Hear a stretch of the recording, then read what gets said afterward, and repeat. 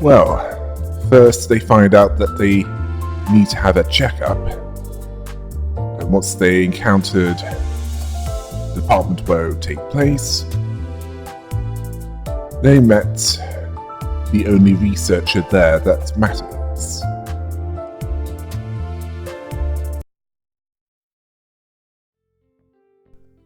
Dante spoke of other tests, besides fighting the Envy Peccatula, which was command ability trials. Don Quixote was pleased with her perfect score with one of the written tests. Yi Sang wasn't happy about being bested by Don Quixote in a contest of knowledge, considering delving deeper into his studies. Then Gregor told him that they were testing for fixer association knowledge. Yeah, that would explain why Don Quixote did the best with that. Rodia agreed, as she has more than enough fixer fixation for the entire bus. No, she'd be an obsessive otaku if she existed in our world.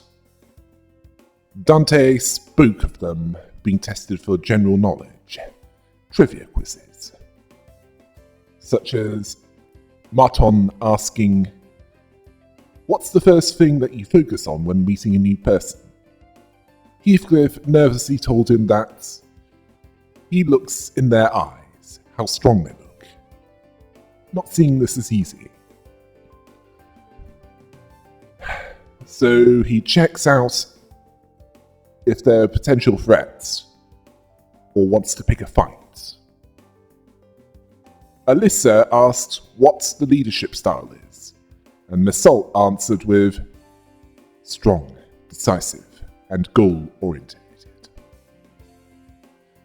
Well, that was certainly the case when he led his team in Chapter 3.5, when he was the chef that wasn't the king of Cordon Bleu. Sinclair wanted him to confirm that. They were allowed a quick break after going through personality tests as well. Hohenheim then moved on to basic fitness tests for all of them. The real meat of the checkup. Sinclair asked what tests were they running on them just now. Marton told him that they were conducting tests to collect various data that the LCE was missing to fulfill their private curiosities. Alyssa saw it as very productive. Learning a lot about them to help them support their department. The tests will be conducted in groups first, asking them to please form a line there. Then they lined up as if they were having their picture taken at a police station, made to wear LCE hoodies, which could be confused for some shameless product placement by Project Moon, or at least it wouldn't be out of place as official merchandise. Let's hope they don't see this video. Gregor lined up behind the others. Ishmael wanted to get it over with, as they had much to do that day. Honglu saw the clothes that they gave them as comfy. Heathcliff could see himself wearing them to sleep. Alyssa told them that they're LCE properties. They need to be returned as soon as they're done. Rodia understood, asking someone to take a look at her wrist before they get started. It has a bit of soreness, but Dante won't turn the clock just for her. Yi Sang saw frivolous use of this as potentially habit-forming. Mesault could remedy her pain. He offered to do this, if she wanted this. This convinced Rodia to drop it. Alyssa asked them to stand still. No tiptoes, heels on the ground. Sinclair told her that his heels were on the ground. Don Quixote was not happy at being the shortest of them. Alyssa wanted them to snuff out their death sticks before the test began. Gregor told her that his wasn't lit. He just wanted to look cool. Ryushu didn't care to do so. Alyssa told them that the group tests were complete. Then Hohenheim seemed to have forgotten something quite important that he had to establish prior to beginning the tests in earnest. He needed an assistant. This surprised Dante. Hohenheim needed one to help smooth out the testing procedures. Roger pointed out that he had two of them right behind him. Martin corrected her by saying that they're not assistants, they're assistant researchers. Hohenheim saw differences between the two occupations. He wanted one of the damn dozen to be his assistant for the duration of the checkup. Roger suddenly raised her hand. Hohenheim wasn't expecting volunteers, but he'll give her the floor. She told him to not ask her to do it. She wanted the researcher job. She liked Alyssa's style. Alyssa was unnerved by Roger greedily caressing her EGO gear. Hohenheim didn't have her in mind regardless. Faust refused as well, because the assistant would have to have skill inferior to the one being assisted. Hohenheim didn't have her in mind either, but he appreciated her saying this. Heathcliff questioned the wisdom of putting two smart together to waste time pointing out each other's mistakes. Sinclair then spoke of being the class vice president in school. He was a model student who assisted the class president. As for Yi Sang, he stopped Sinclair from continuing with that. Gregor asked why everyone was so nervous to get picked there. Does anyone actually want to be his assistant? Getting in the front and center of things? He saw this as bothersome. Sinclair felt that he had to apply for that position for some reason. Hohenheim told them that the decision was already made. The selection criteria was based on his subjective opinion. He then pointed to Ishmael. She confidently, at this point, strode in front of the line, almost throwing Dante to the ground. She then boasted about what was on her file, her time in various offices and associations, assuring him that he had nothing to worry about, asking if she can add this experience to her resume. If she ever had the chance to submit a transfer request to work at the HQ. Gregor didn't know that she was holding on to that kind of hope even then. Hohenheim told her that he wanted her to move, because she was standing in front of the one he had chosen. Ishmael was dumbfounded that he was choosing Heathcliff. He didn't see this coming. Ishmael asked him why he picked someone like Hohenheim saw it as a common misconception among many researchers to assume that the higher their level of education and the more elaborate their resume, the more elaborate their resume, the better candidate one makes for a research project participant. Ishmael saw it as common sense, at least when it comes to research. Hohenheim didn't see it that way, seeing most great discoveries made from a mix of spontaneity and intuition, which is why Heathcliff was chosen, who was unsure what to make of this. Hohenheim saw his aggressive and passionate approach as better qualification to command and lead them in his stead. Heathcliff wanted confirmation of this. Roger asked if Yi Sang was looking forward to getting picked. He saw that what was once good is less desirable over time, where he sees himself as a thing of the past. Hohenheim saw Heathcliff as his new assistant. He then asked what he had to do now. Sorry. He then asked what he had to do now. Hohenheim answered that he just had to express his free spirit. Martin understood what he was doing, the one to coax to make things run smoothly, whispering this in Dante's ear, or whatever is whatever is their audio receptor that's built in the head that has the clock on it. Heathcliff was eager to get into this role, which was basically to do the tasks too menial for Hohenheim. So he expressed his free spirit to the best of his capabilities, which started with him shouting angrily at the others to get in line, single file, to make it easy on all of them. Honglu asked if he was also participating in the test with the rest of them. Heathcliff confirmed this, but he was the assistant. Ishmael asked, since when did he wear glasses?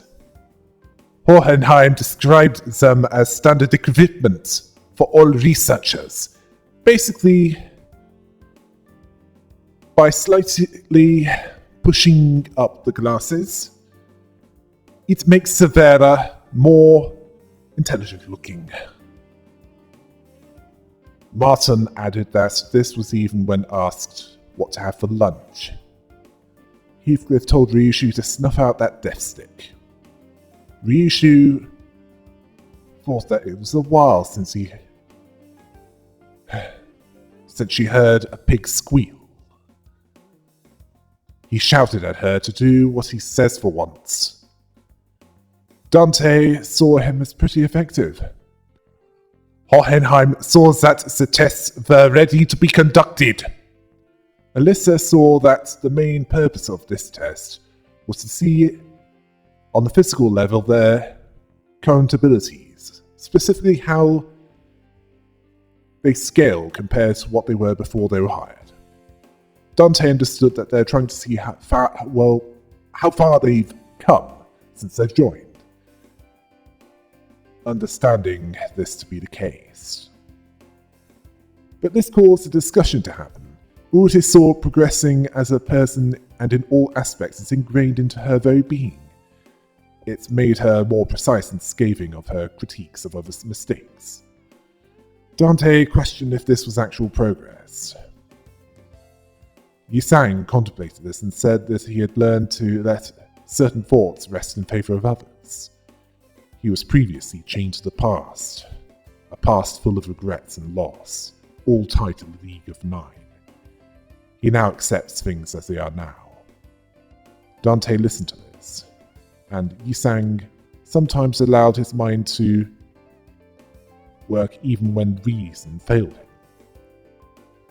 Dante didn't fully understand this, or rather, didn't understand this, but it was certainly progression.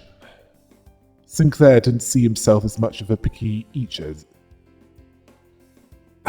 Yes, English failing me. Sinclair didn't see himself as much of a picky eater as he used to be.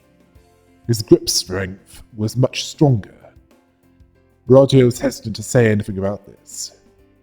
And then Sinclair even mentioned the calluses on his palms. Ishmael didn't see that they had anything to prove. Their enemies had been getting stronger. They couldn't deny that. It was a spectacular year.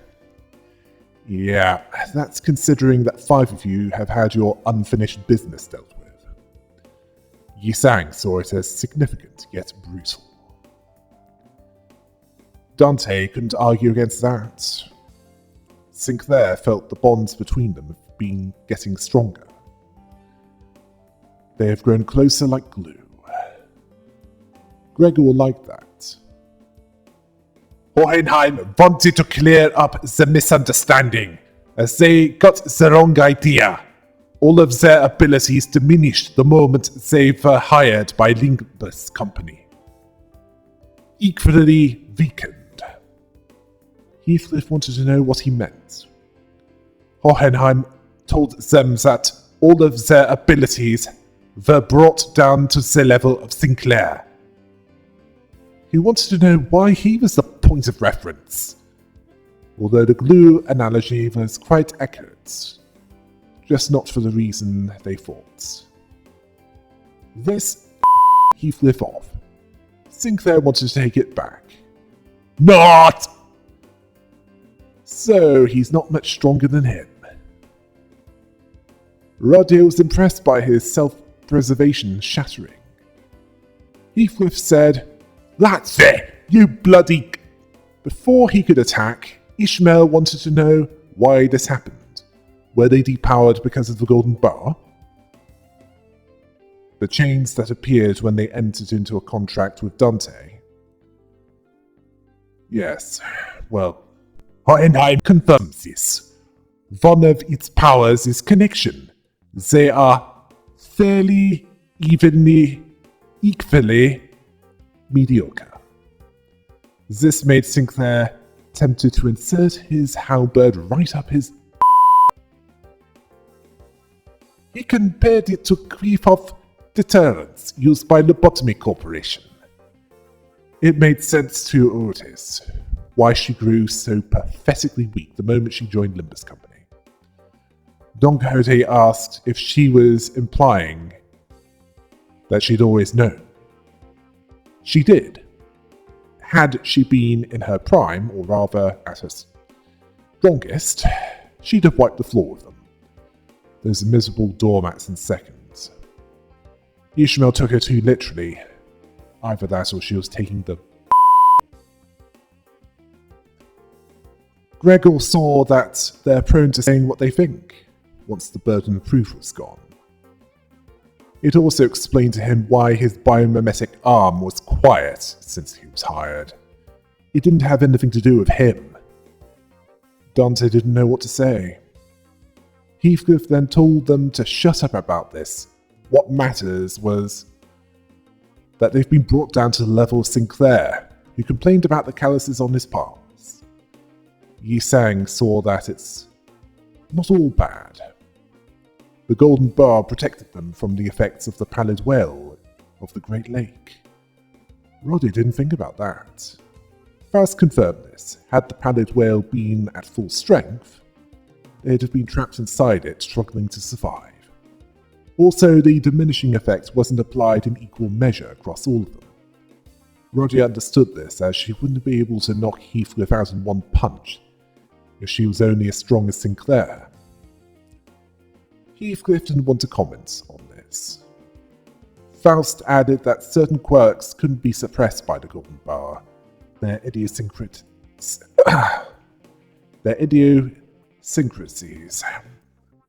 Yes, I really need to get better at English, don't I?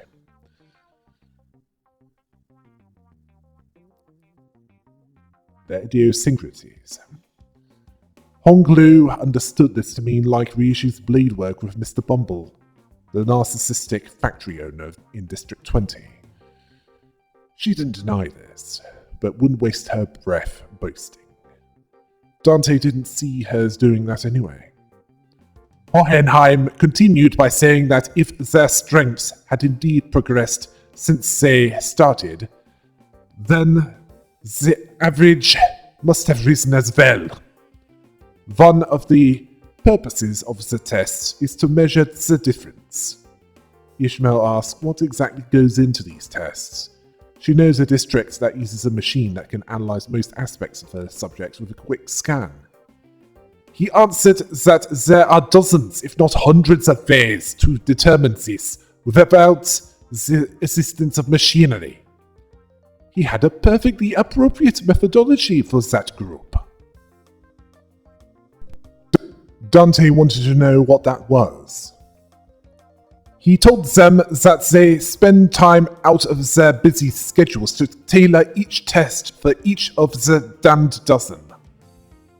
Alyssa admitted that it was pretty tough. Gregor didn't like the sound of that. Hohenheim told them that they'll utilize the Pekatula and the distortion phenomenon. Roger was disappointed by the less than innovative method. Ishmael made it clear that she was not impressed at all. Hohenheim called Heathcliff. He told them to stop talking and get in there. So they're all as weak as Sinclair. I wonder what would happen if they trained Sinclair to improve his overall physical fitness. Would that make them stronger as well? The only reason why they didn't do this before was because they weren't informed of this. If they did, they'd probably have them working on his physical training regimen. As for the connection, not just being the reason why they're weaker than they should be, was also what protected them from the planet whale's effects, along with Gregor's biomimetic arm being stable. Yeah, that fits the pattern. Heathcliff examined the documents that he had, and on the list that he had, the first one to deal with was... This site was unfamiliar to Dante. He pointed to Hong Lu and Sinclair to go inside the testing room. Hohenheim then tested the PA to see if it was heard correctly. He reminded them that Pekatula are entities that have failed to distort. Sinclair was silently feeling uneasy, and Hong Lu figured out that they'll be fighting Pekatula again. Sinclair had a question that has been nagging at him for the whole time he was there. He asked if those tests were killing people for no reason. They're safely contained and pose no danger to anyone. Heathcliff pointed out that they've been slaughtering countless of them. What's the problem now? Sinclair noted that at those times, they didn't have a choice in the matter, as in their lives were being threatened enough. Hong Lu asked if there's a difference between taking a life to protect your own and taking life for the sake of it. Sinclair certainly sees the difference. Hohenheim understood, seeing human memory as finite, with a few exceptions, prone to misplacing memories even from yesterday. He asked Dante who they believe they are. The damned dozen. Understanding the communication difficulties between them, he made it multiple choice. 1 family, 2 friends, 3 colleagues. Dante saw 3 as the closest answer, which Hong Lu translated before Dante could show this with their fingers. Hohenheim saw this as incorrect. It was none of these. None of the above. They are sinners, prisoners. So they're essentially convict soldiers. Which makes me referring to them as the damned dozen even more meaningful. And not just because Dirty Dozen is taken. Sinclair was fully aware of this. Hohenheim understood that there's a difference between knowledge and acceptance. That they forget their places when the going gets easy.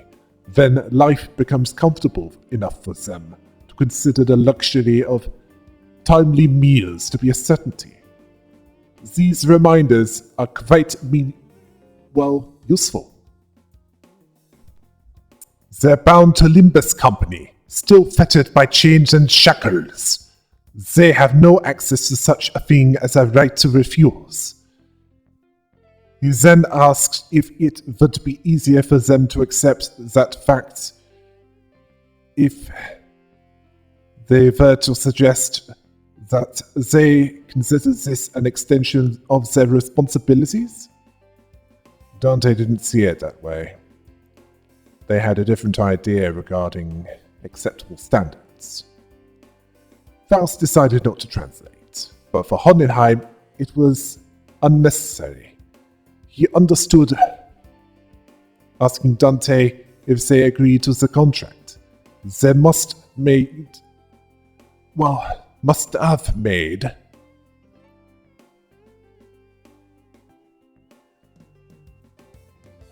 a deal of sorts, to gain something to their benefit. Well, the contract was signed under duress with heavily implied threats of violence from Virgilius. As for the deal, it was to do with Dante's memories, head and past. The desire to get that back stopped them from quitting. And Dante had nothing to say. Well, it's not as if they had a choice in the matter. Hohenheim made it clear that none in that room had the right to grumble or refuse. Dante asked if he's usually... Faust confirmed that this is what he's usually like. Ishmael knows that she's not one to talk, but he doesn't exactly have a lot of friends. He sees those above their peers attracting a degree of hostility from others. Well, your attitude doesn't help much with that. He wanted to begin. They are...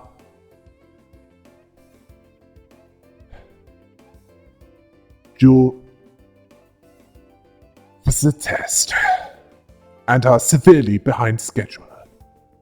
While the combatants fight, he advised them to look at the presentations about the Pecatula projecting onto the glass panel. It was aimed at those with an average level of knowledge. If this is too difficult, then their knowledge is below average. Surprisingly, Heathcliff can understand it. So he is not below average. And Ishmael told him to save it for when it actually starts. Hohenheim reminded them that there are 7 categories of Pecatula. And as far as he is aware, stage 3 is the highest observed stage of them. Don Quixote calls him muttering, so far at least. She wanted him to explain that. He wanted to avoid absolutes as a researcher, so he can't be 100% sure that there won't be a higher stage. Gregor understood this to mean that there might be a Pecatula beyond stage 3. Hohenheim confirmed this, preferring not to limit what is perceived. The first one is Pecatula Aire, the red Pecatulum of wrath. The nature of fire is to burn and burn until there is nothing left to be burned.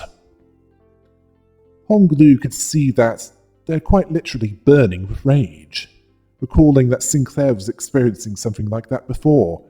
He was screaming so fiercely that he could barely control his body.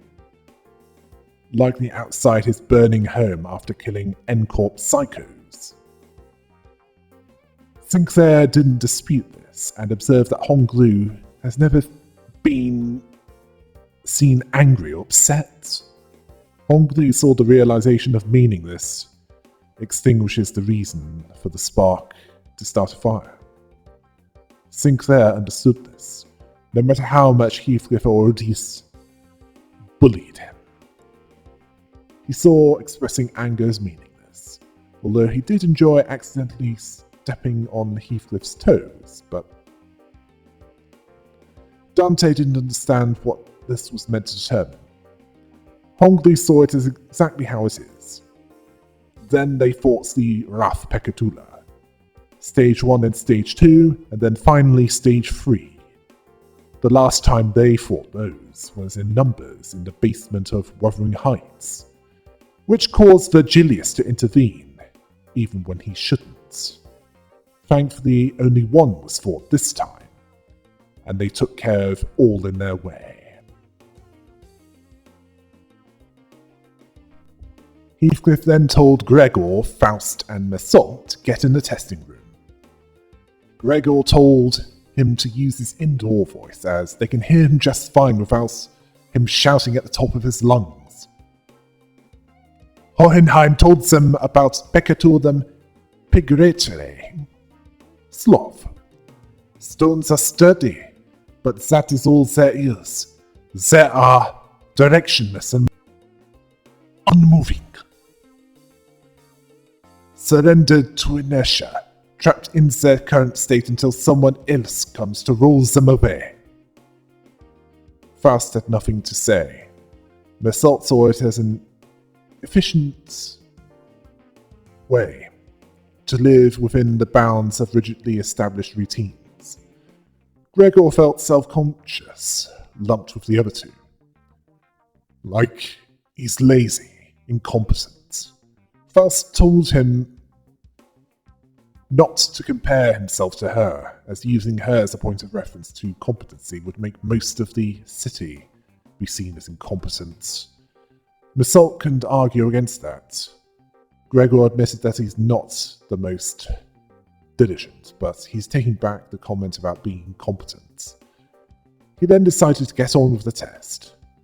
Mersault told him that charging alone into danger poses, then realizing that he was too late to stop him.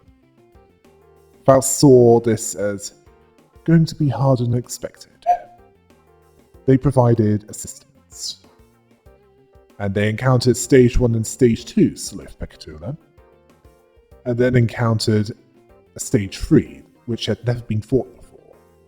Against this one, gloom and gluttony is what it's weakest to, and it's strong against physical sloth and pride. It favors tremor, which can also cause tremor burst with at least one attack, and the attack hits harder if enough tremor is on the targets. Yeah. The Zwei West identities are not ideal then. The guard inflicts tremor against the attacker as long as there's shield HP, and on use it grants free protection. Damage is halved as long as the targeted part is not staggered or broken. Tremor count is inflicted upon hitting the target, and if enough is on all enemies, upon hit, tremor is inflicted upon all, if the target is defeated.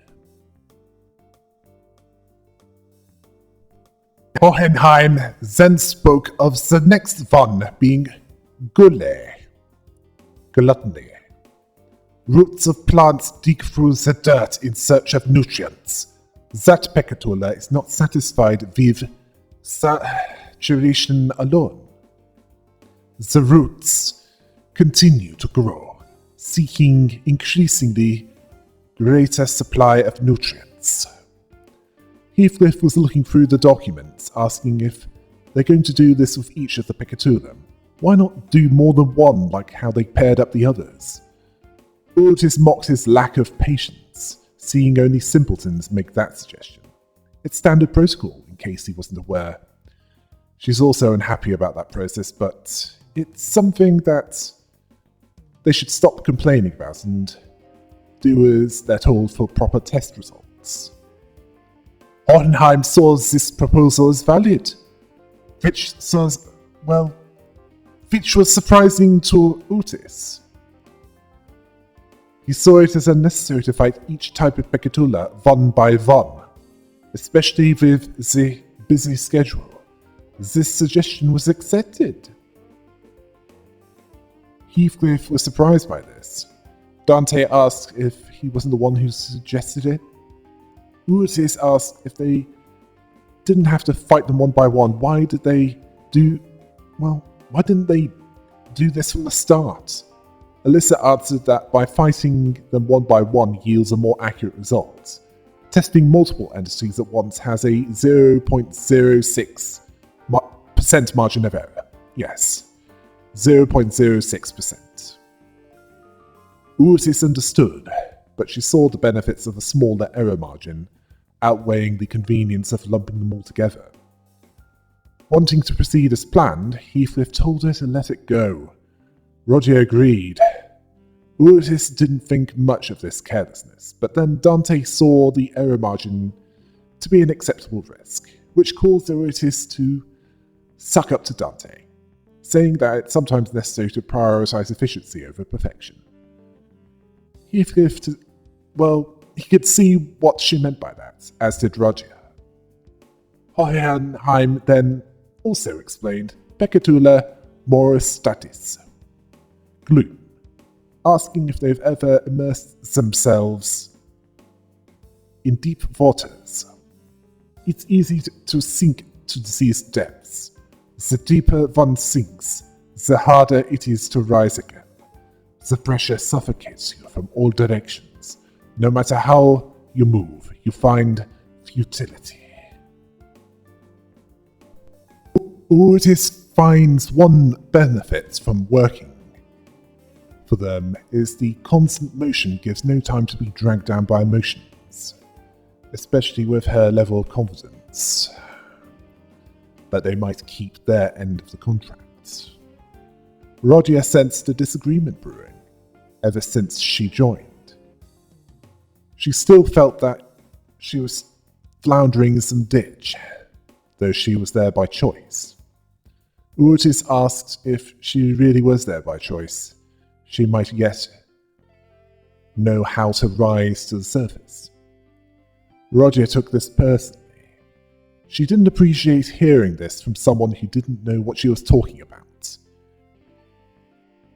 Heathcliff was ready, telling them to get in. Hohenheim told him to go in as well. He wasn't accept.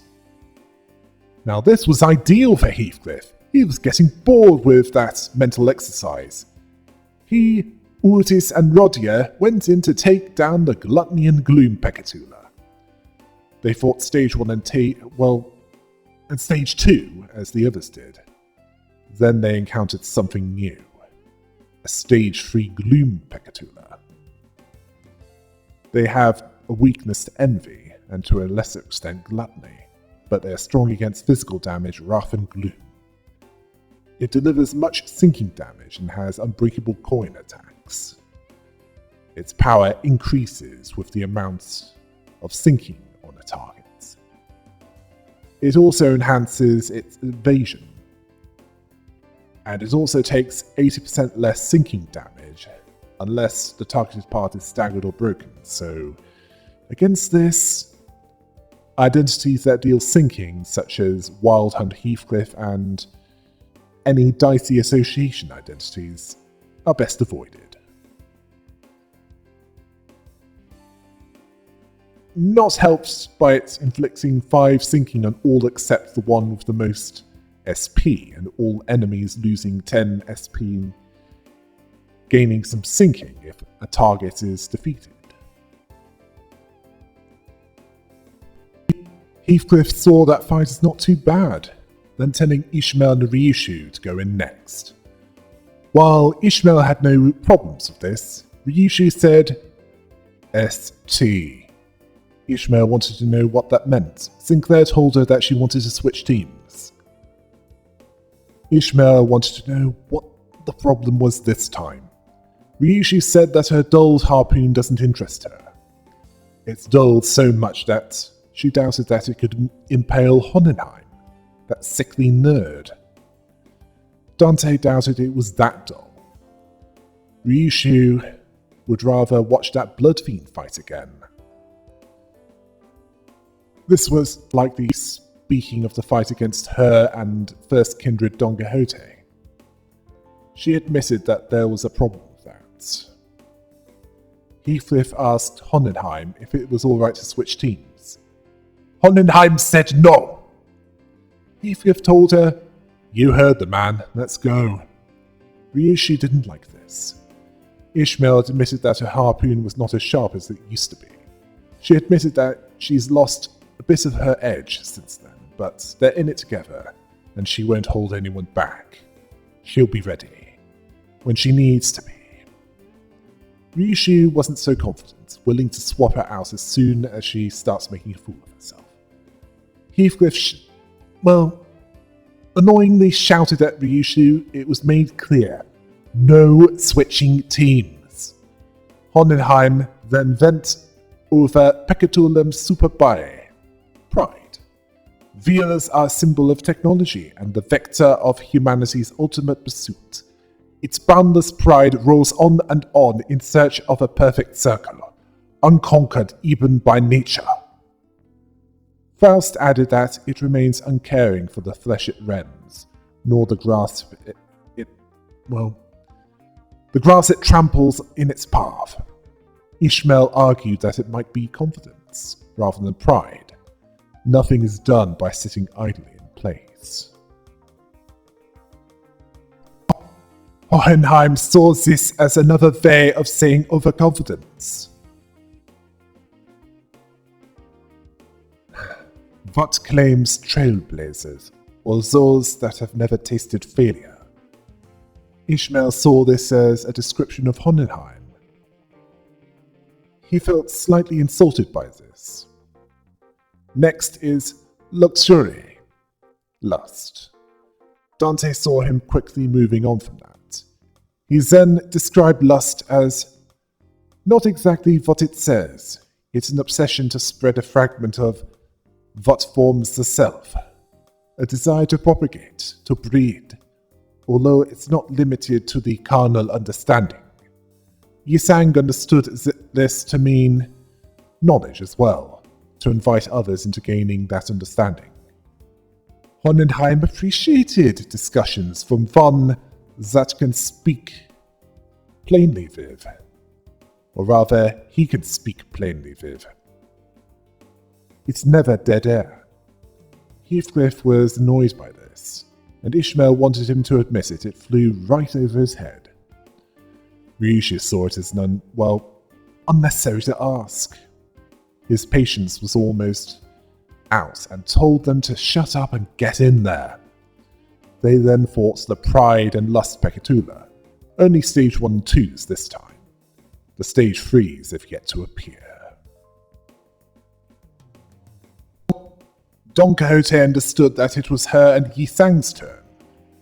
Yisang understood that they were up against Pekatula Invidiae, envy. Hohenheim asked if that they all have first-hand experience with static shots. Don Quixote wanted to know what that had to do with envy. Apparently both stings in the same way, at least according to Hohenheim. Don Quixote struggled to comprehend, although Yisang understood, asking her in a way that she can understand. She was always fond of and still has great respect for colour fixers. Don Quixote proudly confirmed this. Yisang then told her to imagine that she was in a convention where colour fixers hold an event to give out autographs, and she's part of the queue for that. Don Quixote saw her there. Saw herself there, rather. Yisang told her that, to her great misfortune, it comes to a close before she gets that autograph. She saw that as a cruel joke. Yisang then asked what she would feel for another fan who actually received that autograph immediately before she could, feeling that she was robbed of her chance. Don Quixote saw that her jealousy would be painful. Hohenheim saw that Yisang was good at explaining things. Heathcliff told them to shut it and get in there. Don Quixote was surprised by that outburst and went inside the testing room. Yisang followed. They then fought the demonic dittos in there. First in the forms of their blade lineage identities, which is less effective than it would have been if there was the full set of them, and then their W-Corp identities. They understood the capabilities and limitations of those identities, and so Don Quixote and Yisang were able to defeat them. Now that example made by Yisang, if there was any doubts that Don Quixote would have been an otaku if she existed in our world, they'd be gone by now.